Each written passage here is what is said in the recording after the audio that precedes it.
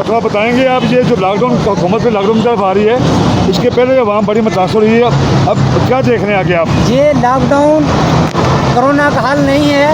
Corona का हल corona SOPs पर अमल करने से होगा। आवाम मास्क लगाएं, आवाम एहतियाती तदाबीर इख्तियार करें, और ये लॉकडाउन जो लगाना चाहते हैं, चाहे वो अपोजिशन वाले हैं चाहे जो भी हैं, वो गलत उनका मुतालबा है, क्योंकि लॉकडाउन मसले का हल नहीं है। ये बीमारी बहुत ज़्यादा चलनी है, इस बीमारी से लड़ना है। अगर बीमारी से लड़ना है तो तमाम कारोबार खुले रखें, लेकिन SOPs पर सख्ती से अमल करवाएं। Thank you.